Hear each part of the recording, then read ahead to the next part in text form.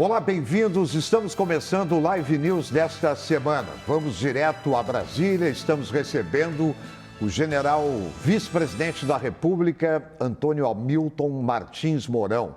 Bem-vindo, general. Prazer muito grande tê-lo aqui conosco e é um prazer muito grande.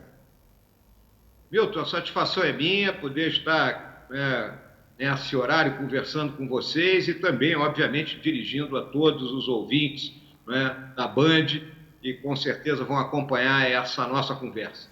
Está conosco aqui o meu colega de programa, Luiz Augusto Lara.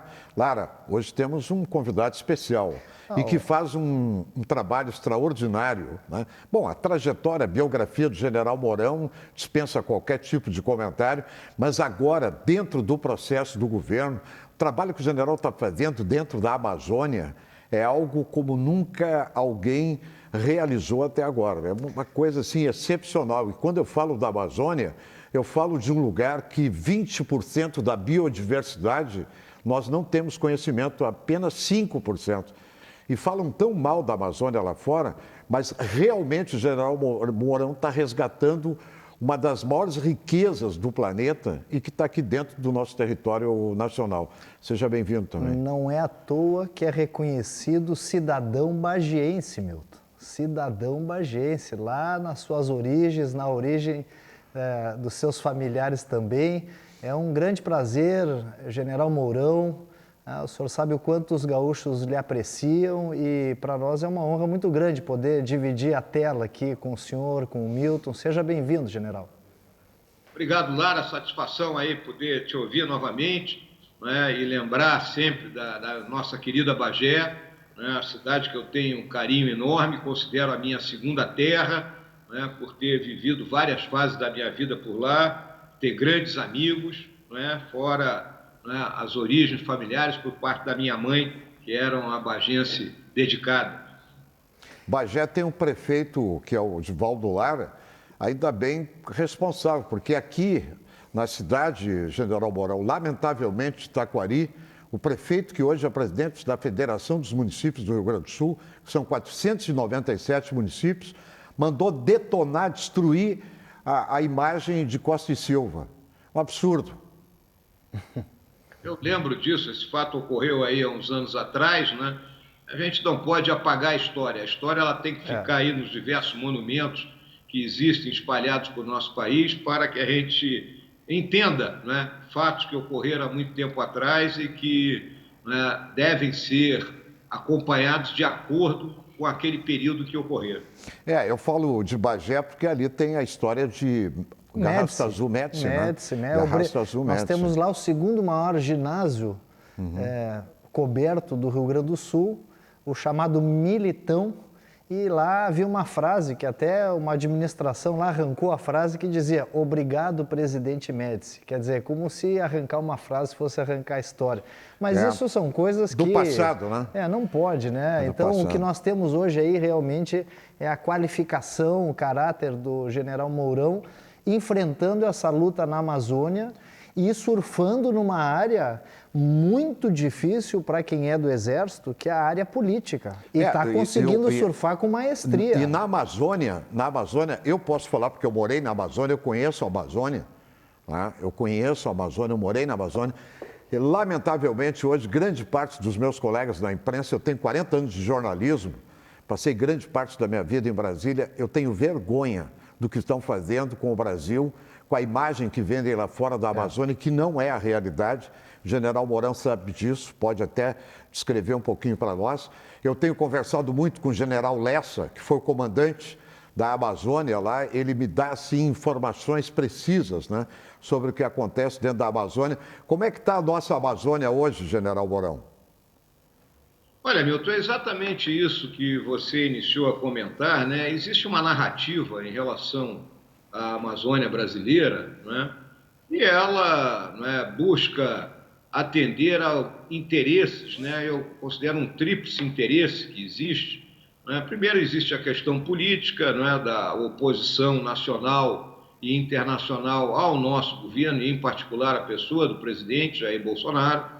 Existem os interesses econômicos, de buscar barreiras não tarifárias a nossa capacidade de produção de alimentos, que, em termos de produção na Amazônia, corresponde a 5% do total que é produzido no Brasil. Então, não é a agropecuária que é responsável por ilegalidades que ocorrem na Amazônia.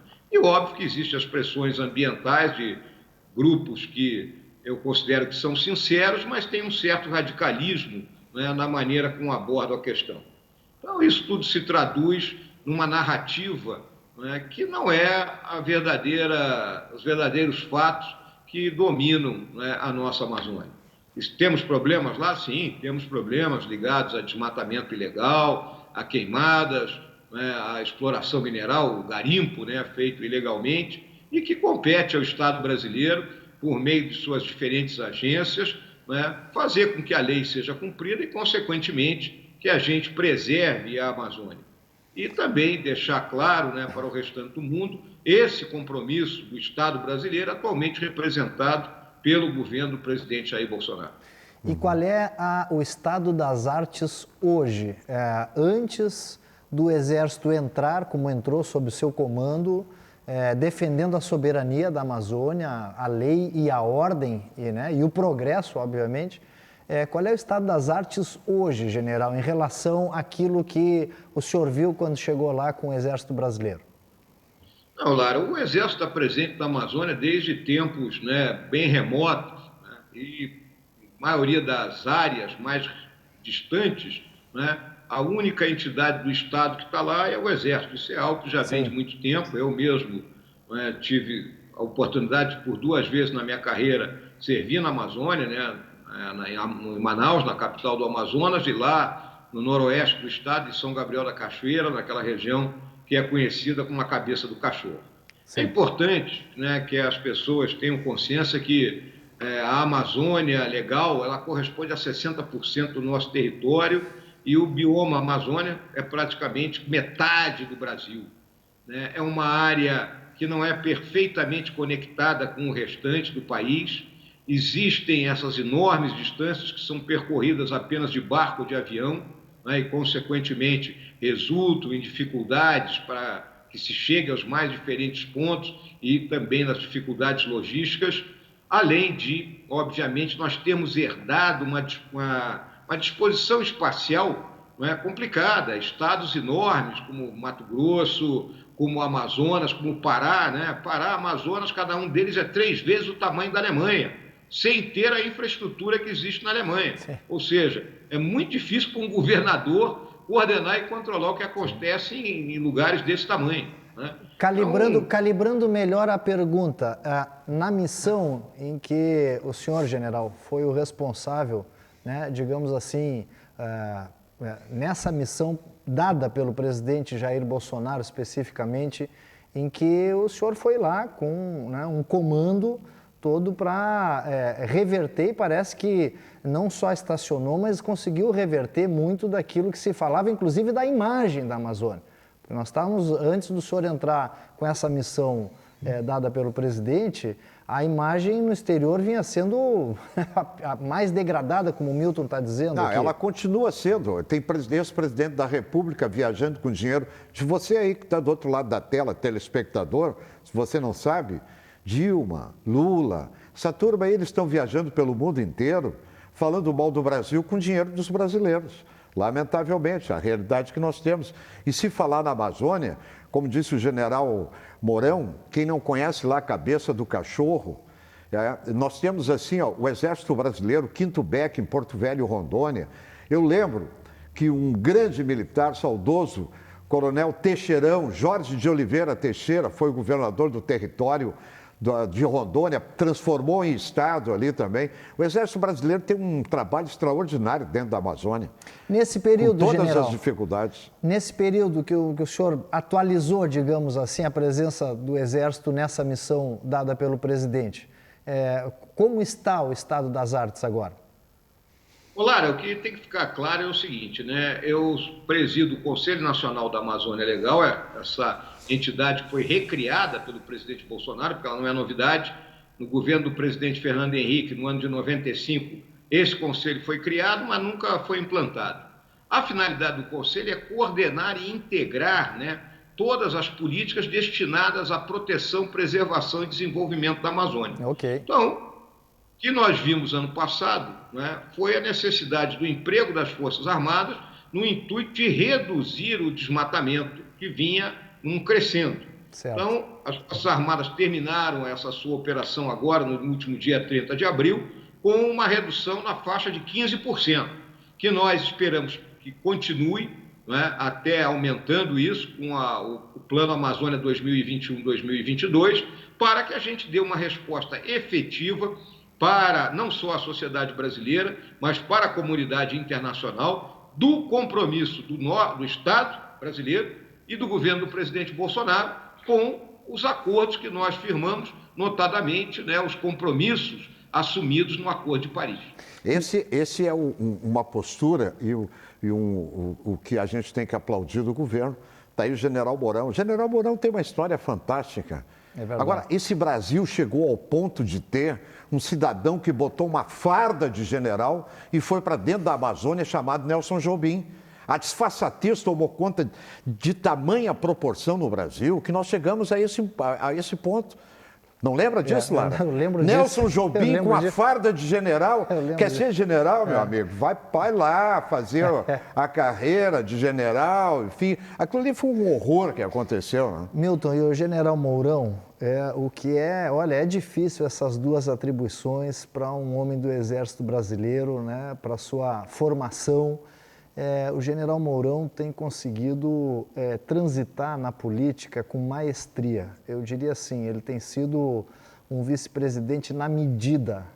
Ele consegue passar para todos nós brasileiros, né, uma voz firme, né, mas também ele consegue transitar nesse mar revolto que está a política brasileira, né, e recentemente, né, ontem, né, nós vimos aí o presidente fazendo algumas declarações, né, sobre não editar um decreto com base no artigo 5º. Mas aí que seria isso? Aí eu não quero entrar nisso aí com o general Mourão, não. Eu vou te pedir, não vamos entrar nessa com o general Mourão. Eu quero perguntar tu me desculpa, eu quero perguntar para o general Mourão, porque aí eu vou botar o general Mourão numa saia justa, num constrangimento com o presidente da República. Eu gostaria que o general Mourão me dissesse o seguinte: qual é a avaliação que ele faz com o modelo que nós temos de governo hoje? Que o general Mourão, por exemplo, é eleito presidente da República, ele é o chefe de governo, chefe do Estado, chefe da administração, tem a caneta para tudo, aí olha para o outro lado, tem 81 senadores, 513 deputados com esse modelo que nós temos, e partidos nanicos que entram no STF e impedem o presidente de governar. Como é que o senhor está vendo isso, general?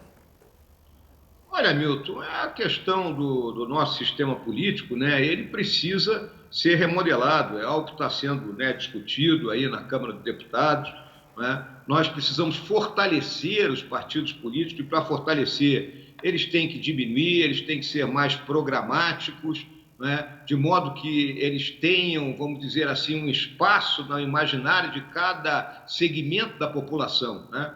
Que o cidadão vota no partido A, B ou C, porque as ideias daquele partido estão de acordo com as ideias dele, né? Então, essa é a primeira coisa que o nosso sistema político tem que fazer avançar, fortalecer os partidos, né? Eu sou fã do voto distrital, né, de modo que em cada um dos distritos em que um estado for subdividido, né, o partido apresenta um candidato e ali então haverá essa aproximação entre o eleito e o eleitor.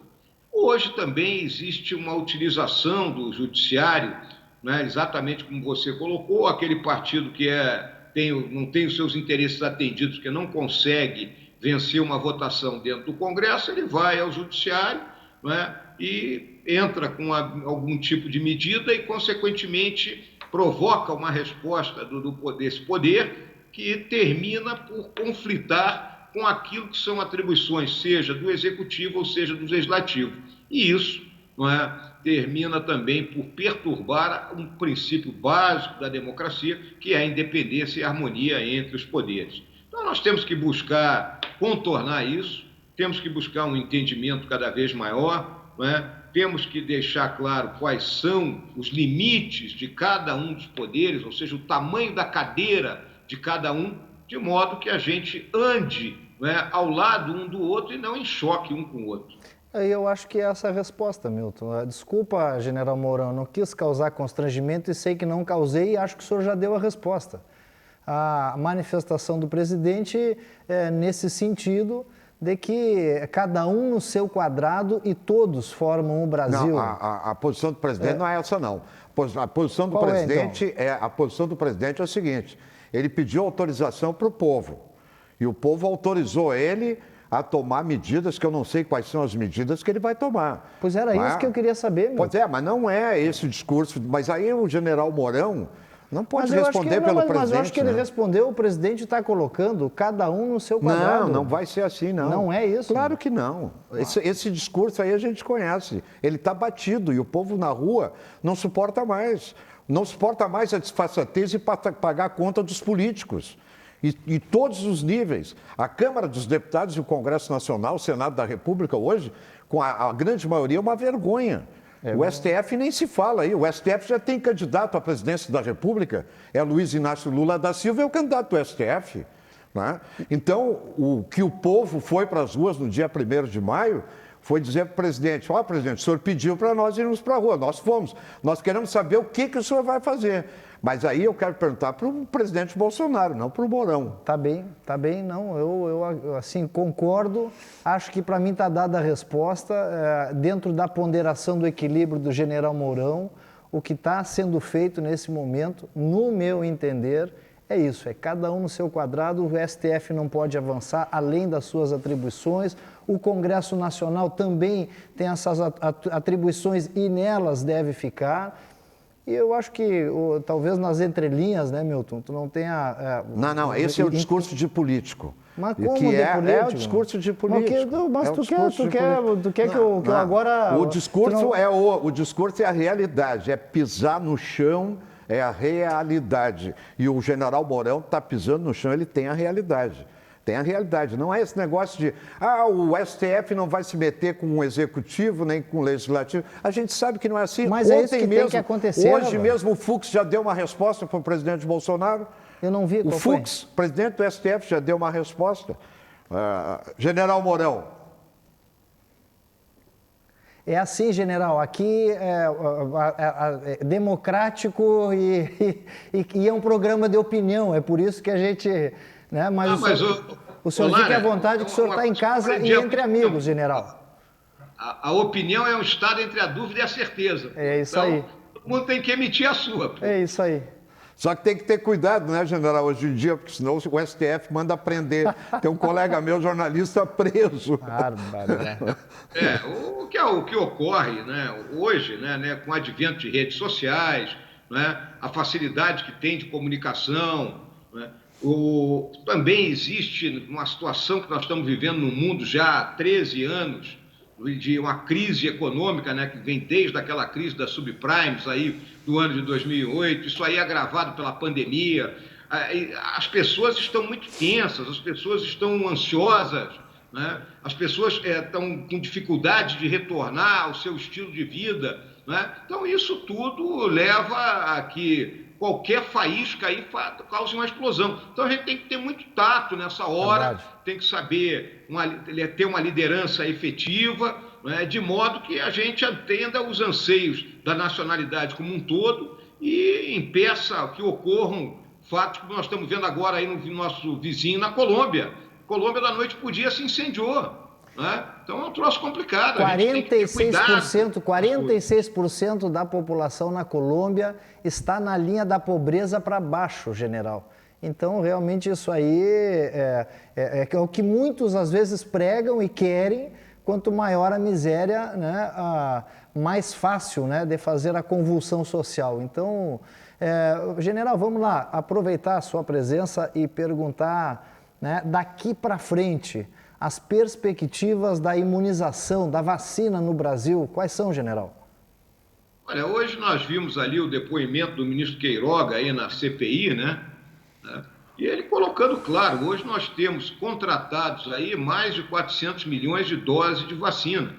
O mundo inteiro está com problema, né, para adquirir essas vacinas. Não, as empresas que a fabricam ou as que fabricam o insumo, né, necessário para que países como o nosso, né, produzam a vacina, têm dificuldade em manter essa logística. Né? O único grande país que está vacinando, porque aplicou o que eu chamo da lei de Mateus, né, primeiro os meus, é os Estados Unidos. Né? E ontem, né, os Estados Unidos se deu conta que precisava tomar alguma medida para se contrapor a uma certa geopolítica das vacinas que vem sendo feita pela China, a Índia estava fazendo, agora teve que se recolher porque está numa situação muito difícil, a Rússia vem fazendo isso com aquela vacina dela aí, né? E os Estados Unidos ontem fez essa proposta, né, da quebra aí temporária das patentes, de modo que se abra oportunidade para todo mundo que tem capacidade de produzir e, consequentemente, né, entender que nós temos que avançar em paralelo com essa vacinação. Não adianta um país vacinar toda a sua população se os outros não conseguem. No nosso caso específico aqui do Brasil, né, eu julgo que a partir desse mês de maio nós vamos entrar num processo de vacinação mais acelerado que vai nos permitir chegar aí ao primeiro semestre. Hoje nós já estamos com mais de 40 milhões de pessoas vacinadas com a primeira dose e nós vamos ter uma velocidade aí nos próximos 2 meses que pode levar a 70, 80 milhões de pessoas, e com isso, aqueles grupos de risco, né, aquelas pessoas que são mais suscetíveis a terem casos graves do Covid, ficariam imunizadas. E aí a gente passa a entrar numa situação melhor, muito melhor, né, vamos dizer assim, e avançando até que, na minha avaliação, a gente chegue ao final do ano aí com 150, 160 milhões de pessoas vacinadas no Brasil, né, e, consequentemente, estejamos, né, praticamente imunizados. Uma outra área que eu sei que é muito, né, o general é muito ligado, presta muita atenção, é o agronegócio brasileiro. Aliás, o pessoal do agronegócio tem muito respeito também pelo general Mourão. As perspectivas para o agronegócio esse ano são as melhores.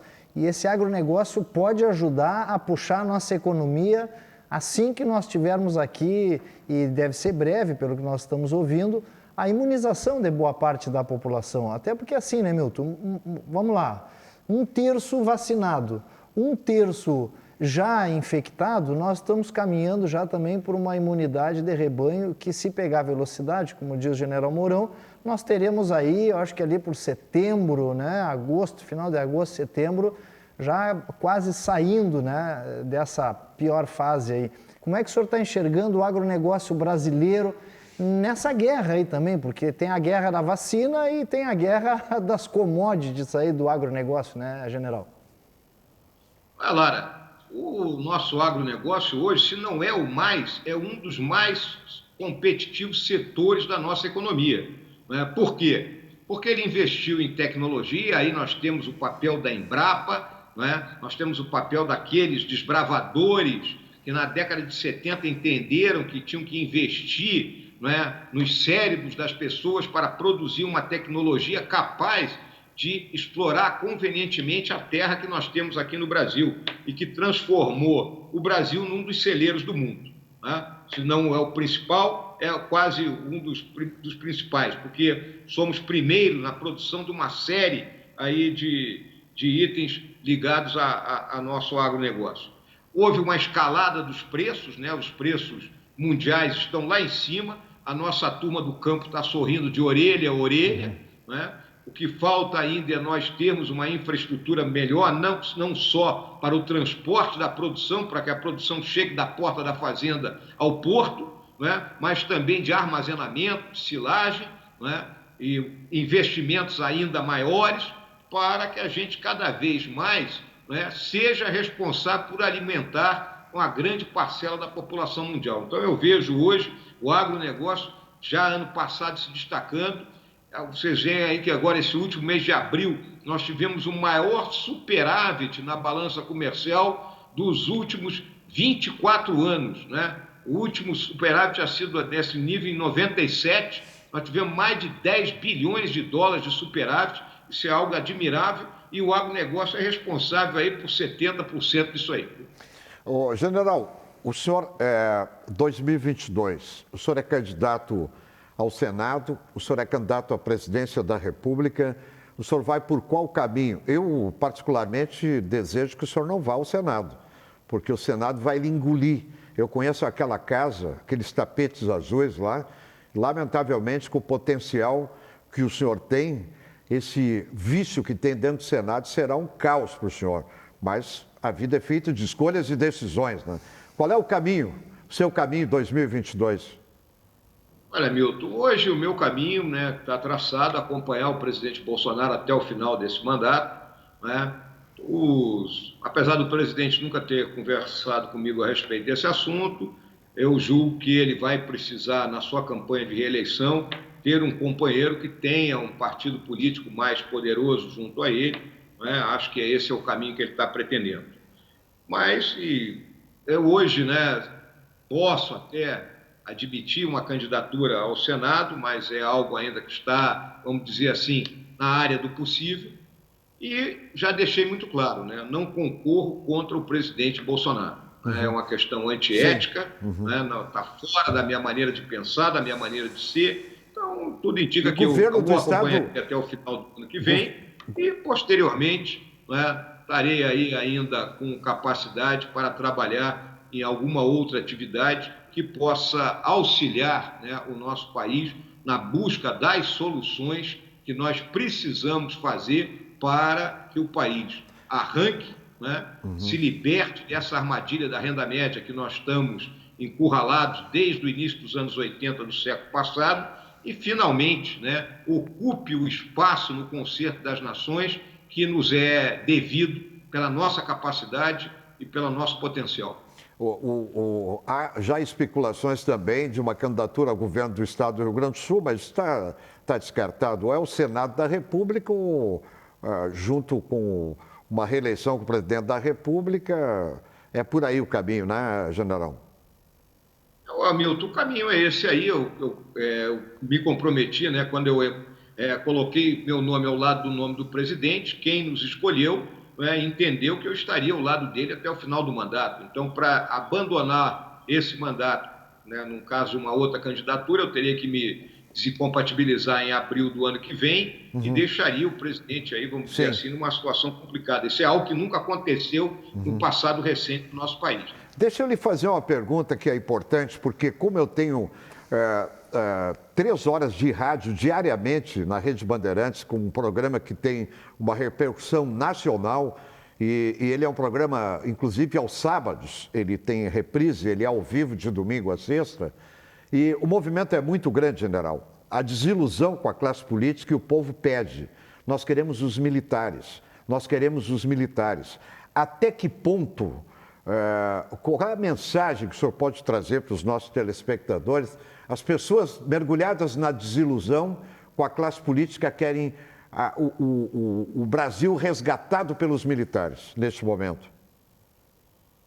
Olha, Milton, as Forças Armadas, né, elas não têm uma participação na política. Eu sempre digo o seguinte, as Forças Armadas são apartidárias, mas elas não são apolíticas. Elas fazem a política necessária para atingir os objetivos que lhes são inerentes, né, os objetivos que estão relacionados à missão constitucional delas. Então, esse é o trabalho político que elas têm que fazer. É óbvio que alguns companheiros nossos, eu mesmo estou aqui num cargo político, né, ao se desvincularem da força, eles podem concorrer, né, a qualquer um desses cargos, né, seja lá de governador, de senador, deputado federal ou presidente da República, como é o presidente Jair Bolsonaro, né, apesar de ele ser um homem que está há 30 anos na política, mais de 30 anos na política, né? Então, o que a sociedade tem que entender é que nós temos que buscar as soluções dentro, né, da via que está aberta para a gente.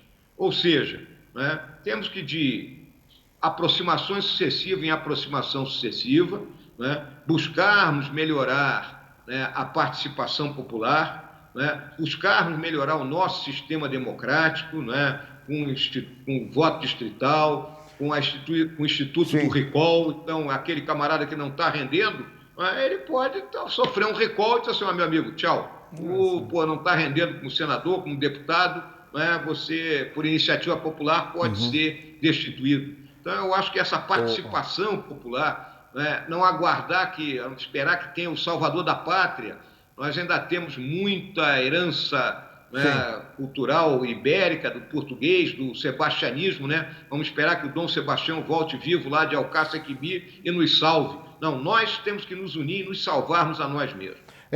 Por fim, né, general, sei que nós temos um tempo que nos comprometemos aí com a sua assessoria, mas eu não poderia deixar de colocar, porque o senhor é um homem brilhante, inteligente.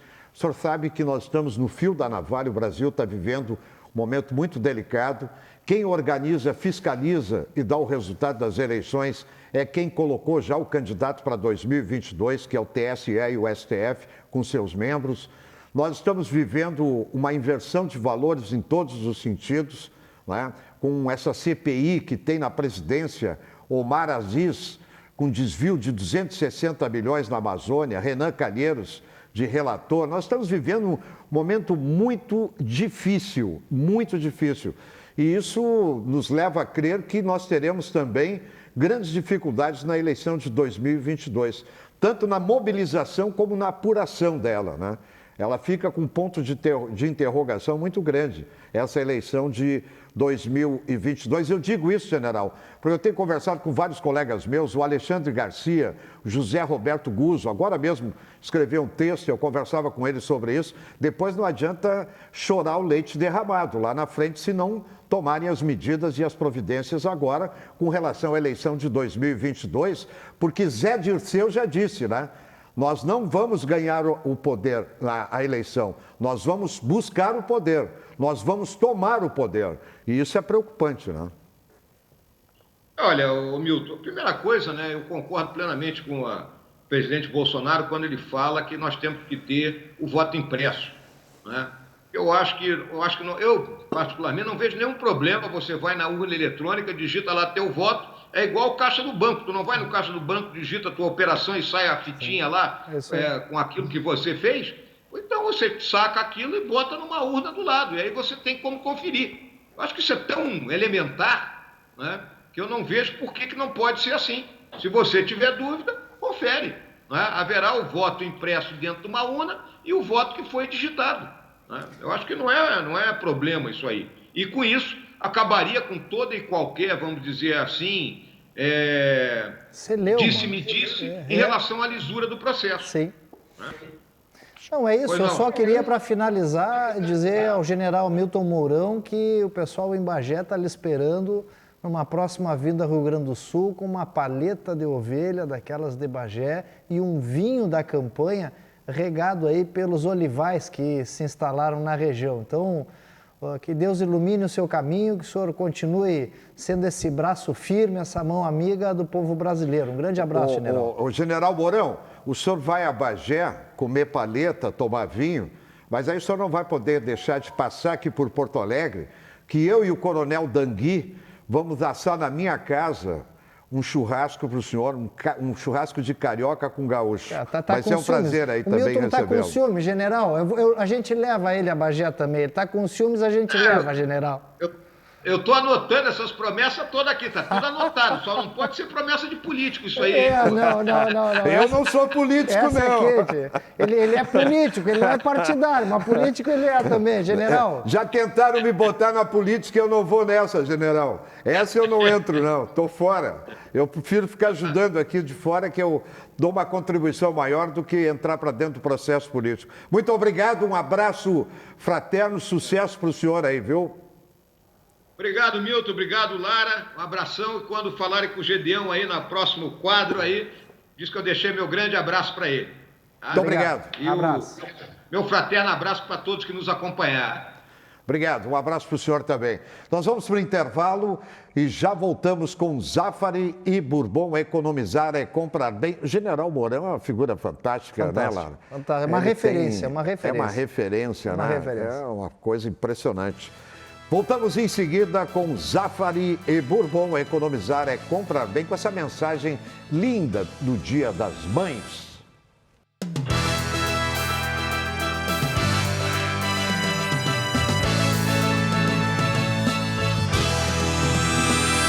Quantos beijinhos você ganhou da sua mãe e não lembra? Quantas vezes ela te embalou, cantou canções de ninar e você também não lembra? Você não lembra de muita coisa, Mas está tudo, absolutamente tudo, aí, dentro de você. Neste Dia das Mães, apenas deixe transbordar.